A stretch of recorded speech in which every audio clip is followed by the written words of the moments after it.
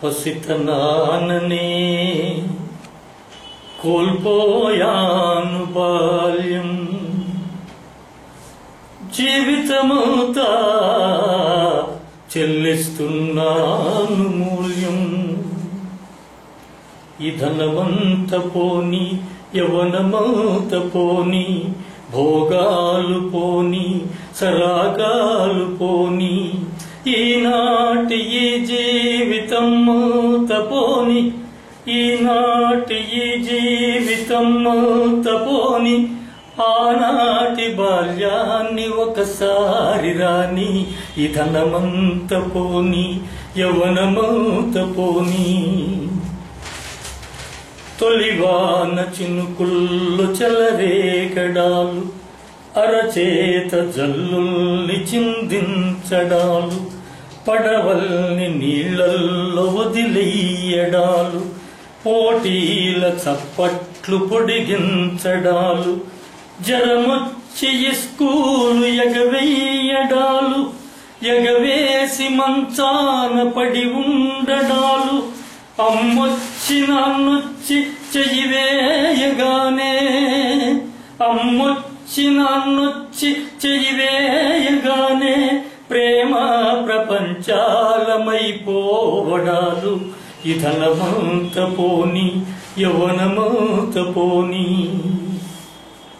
వేసంగి ఎండల్లో పరిగెత్తడాలు, చెట్లెక్కి కోతుల వయ్యాడడాలు, నీళ్ళెండు నూతుల్ని పడి చూడడాలు, అరిచేసి మరుమోత వినిరేగడాలు, దారాలు తూనీగలకు కట్టడాలు, కోకిల్ల కసిరేపి కూయించడాలు, తోటల్లో యజమాని తరిమేయడాలు, తోటల్లో యజమాని తరిమేయడాలు, కంచెల్ని దూకేసి పరిగెత్తడాలు, ఈ ధనమంత పోని, యవనమంత పోని. చెరువుల్ల జలకాల కవ్వించడాలు, తీరాల ఇసుకల్లో పడి దొల్లడాలు, అడుగుల్ల పిచ్చుకల గూళ్ళద్దడాలు, పడగొట్టి ఆ మట్టి పరిచెయ్యడాలు, ఒళ్ళంత మట్టిని పట్టించడాలు, ఎగిరెగిరి నీళ్లల్లో పడిపోవడాలు, ఒకనాడు జత పచ్చి కొట్టేయడాలు, ఒకనాడు జత పచ్చి కొట్టేయడాలు, మరునాడు నవ్వేసి చెయ్యి పట్టడాలు, ఈ ధనమంత పోని, యవనమంత పోని. కలలోకి ప్రవహించు దయ్యాల కథలు, కలలన్నీ నిజమైన ఉయ్యాల పగలు, అమ్మాట నాన్నాట ఆడేటి వేళ, ఒత్తొత్తి అన్నాలు ఊరించి తినుట, మోసాలు చేసేటి వేషాలు కాని, కులమన్న మతమన్న ఘోరాలు కాని, ఏ కుట్రలు లేని ఇంపైన బాల్యం,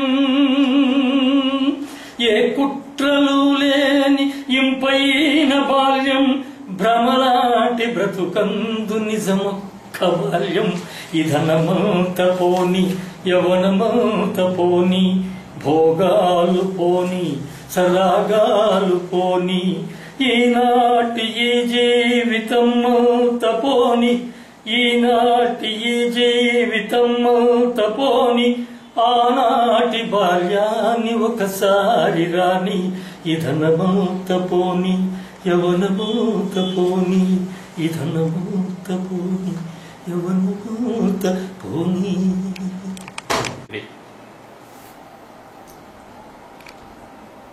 రామోహన్ గారు, ఈ పాట ఎప్పుడు రాశారు మీరు? ఈ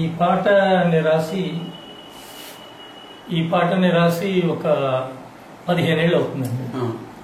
అప్పటి నుంచి చాలా చోట్ల పాడుతున్నాను, చాలా మంచి స్పందన వచ్చింది. అప్పట్లో బాల్యం మీద జగజీత్ సింగ్ ఒక పాట వచ్చిందండి. ఆ జగజీత్ సింగ్ పాట వినగానే నేను నా బాల్యం గురించి ఒక గజలు రాద్దామని అనిపించి అలా రాశాను అనమాట. అంటే అందులో అనుభవాలు వేరు, నేను చెప్పిన అనుభవాలు వేరు. ఒకటి రెండు కలవచ్చు, దయ్యాల కథలు ఇవన్నీ కామన్ గా ఉంటాయి కదా. ట్యూన్ కూడా దాదాపుగా అదే పెట్టానండి, బాగుంటుందని. అది మారుద్దాం అంటే ఎవరు ఒప్పుకోలేదు. ఒక చిన్న ఇక్కడ ఒక బాధాకరమైన టింజ్ వినిపిస్తోంది బాల్యం మీద. నాస్టాలజియా అనే ఉండాలి కానీ అది ఏదో అయిపోయింది, చేజారిపోయింది అనేటువంటి టింజ్. అది ఎందుకు అలా పెట్టారో అంటే పోతే పోనీ అని. అది విషాదం అని కాదు, నేను పాడే తీరులేదో కొంచెం అనిపించుండొచ్చు మీకు, కానీ అటువంటి బాల్యాన్ని కోల్పోయామే అన్నటువంటి, అంటే ఈనాడు అటువంటి బాల్యం ఉంటలేదు, అందుకని అటువంటి గొప్ప బాల్యం కోల్పోయామన్నది అర్థం అనమాట. ఎలాగంటే నేచురల్ గా పోతే వేరే విషయం అది, కానీ ఈనాటి బాల్యానికి లేని కొన్ని లక్షణాలు మనం అనుభవించామన్నాడు. అవి చెప్పడంతో కొంచెం విషాదం పలికితే ఇంకోటి ఉంటదేమో అని ఇటీవల రాయటం వలన మీరు ఆ రివ్యూని ఒక రకంగా తీసుకున్నారు, చిన్ననాటి రివ్యూ. దాని స్మృతిగా కాకుండా బాల్యం మీద ఒకటి పోగొట్టుకున్నట్టుగా. కరెక్ట్. బాల్యం మీద ఎవరు పాడిన పాట అయినా సరే దాదాపుగా అలాగే ఉంటుంది, దాదాపుగా. విషాదం అని కాదు, అది ప్రకృతి పద్ధతి, వేరే విషయం అది. కానీ ఒక కోల్పోయిన ఫీలింగ్ ఉంటుంది. అంటే మనం మళ్ళీ ఇవన్నీ లేకుండా జీవిస్తే ఎంత బాగుంటుంది.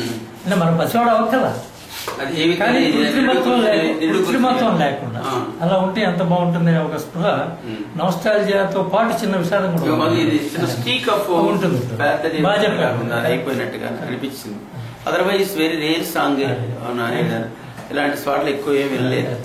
ఇప్పుడు గోరటి వెంకన్న వాళ్ళు కూడా మంచి పాడుతున్నారు, కానీ different tuning, different context. Okay, thank you sir. Thank you Chandra Subbarao గారు. Thank you sir. Thank you Addepalli Ramohan గారు. Very good. Thank you.